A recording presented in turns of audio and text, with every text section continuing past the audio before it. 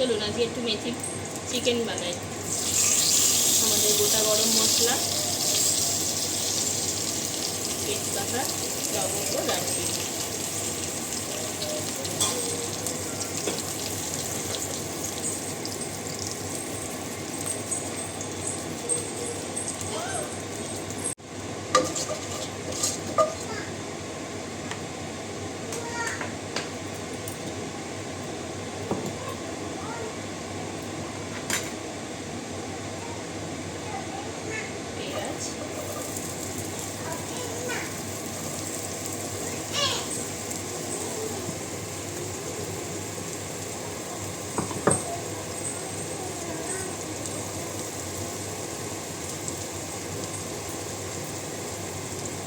Tomato,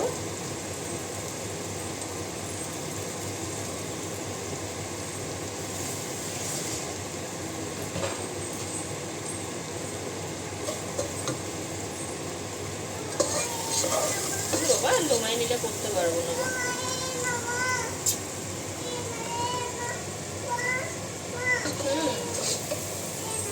দেখুন এইভাবে কি করা যায়, আমাকে নিত্যদিনে এইভাবেই করতে হয়, কখনো কোলে নিয়ে কখনো এই করে।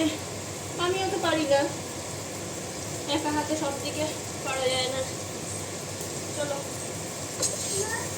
ব্যথা হয়ে গেছে, নিয়েছি তো দেখিয়ে দিয়েছি। পেঁয়াজ, টমেটো আর এই যে একটু রসুন। আগে থেকে আলুগুলোকে একটু ভেজে তুলে রেখেছি। চলুন এটা একটু ভাজা ভাজা হয়ে যায়, তারপরে বাকি মশলাগুলো দেবো।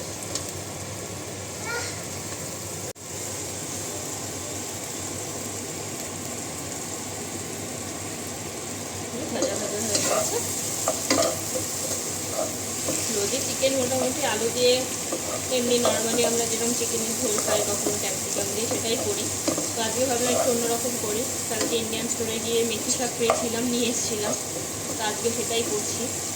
এই যে মেথি শাকটাকে ভালো করে ধুয়ে কুচিয়ে রেখেছি, তো আমি এর মধ্যে দিয়ে দিলাম। আজকে মেথি চিকেন করবো। অন্যরকম ঘুরিয়ে খেতে খুব ভালোই লাগে মাঝে মাঝে। আর আমি ছোটোখাটো এক্সপেরিমেন্ট করতে থাকি। কর্তা বাসায় খেয়ে খারাপ বলে না, ভালোই বলে। তো আজকে ভাবলাম এটা করি। তো এটা তো সেদ্ধ হয়েই যাবে। আমি আগে থেকেই আলুগুলোকে একটু ভেজে তুলে রেখেছি যাতে ভিডিও বেশি লম্বা না হয়, তাহলে আপনাদের আর ধৈর্য থাকবে না। কার কার পছন্দ মেথি চিকেন জানাবে, খেতে কিন্তু খারাপ লাগে না। এর আগেও আমি করেছি। এটাতে টক দই, নুন, হলুদ আর একটুখানি আদার রস, আদাটাকে গ্রেট করে নিয়ে রসটাকে আমি বের করে নিয়েছি, দিয়ে এটার সাথে মাখিয়ে রেখেছিলাম বেশ কিছুক্ষণ। তো আমি চলুন এটা দিয়ে দিই।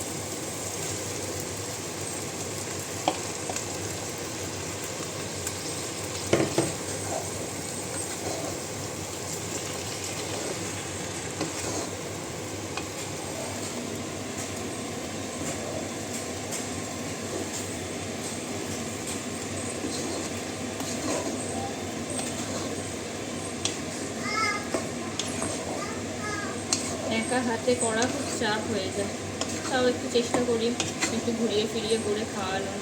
কারণ কর্তা মশাই খেতে ভালোবাসেন, তাই এই যে দেখুন এসে গেছে এই নাও মা। এই ছোট্টটাকে নিয়ে আমার সমস্যা, কিন্তু কি করা যাবে, আমি করি, করতে হয়, কিছু করার নেই। একা ঘরে তো করতে হবেই।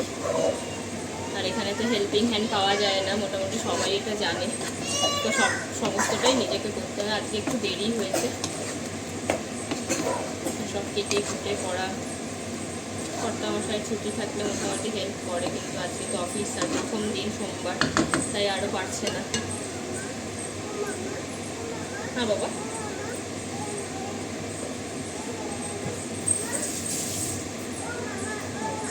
বেশি ঝাল দেবো না, তাই এই যে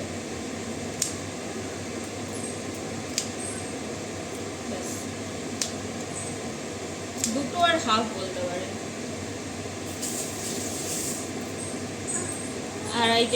আড়াইখানের মতো লঙ্কা দিলাম, দাঁড়াও বাবা, একটু দাঁড়াও। চলুন, এখানে অল্প নুন আর হলুদ দিয়েছিলাম, তো আমি আরেকটু পরিমাণ মতো দিচ্ছি।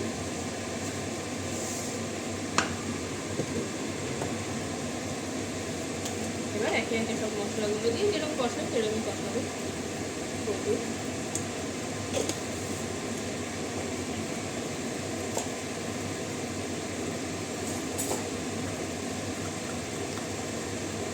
জিরে গুঁড়ো,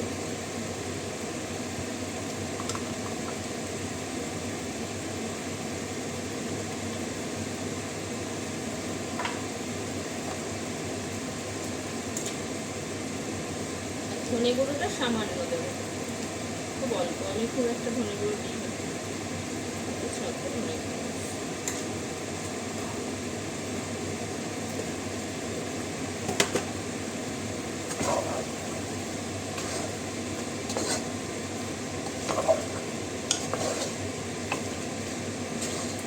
ভালো করে একটু কষিয়ে আরেকটা জিনিস দেবো, সেটা হচ্ছে Kashmiri red chili powder, just লালটা হওয়ার অল্প করে। এখানের আবার কাশ্মীরি রেড চিলি পাউডারগুলো একটু বেশি ভালো কোয়ালিটির, একটু ভালো দেখি হয়, তো খুব বেশি এই জন্য দিলাম না, কারণ মেয়েকে তো আমি এটা দেবো, অলরেডি কাঁচা লঙ্কা দেওয়া আছে।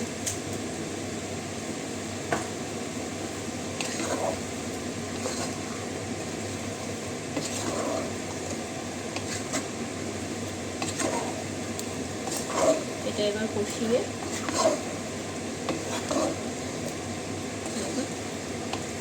মিক্সচারটাও এখানে নরম হয়ে যাবে ভাবে, একটা খুব সুন্দর গন্ধ বেরোবে।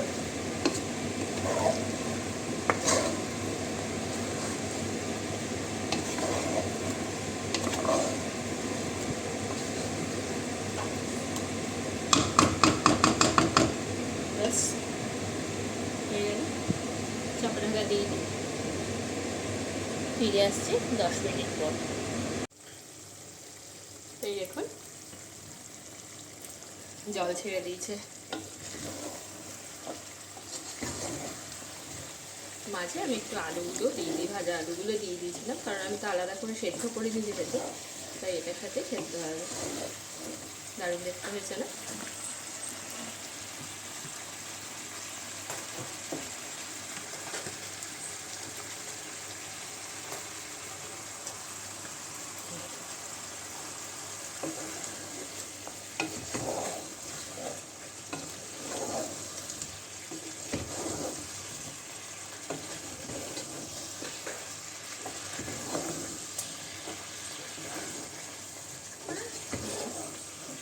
এই তো হয়ে গেছে, এই তো দাঁড়া, হ্যাঁ দেখবে, হ্যাঁ খেলবো।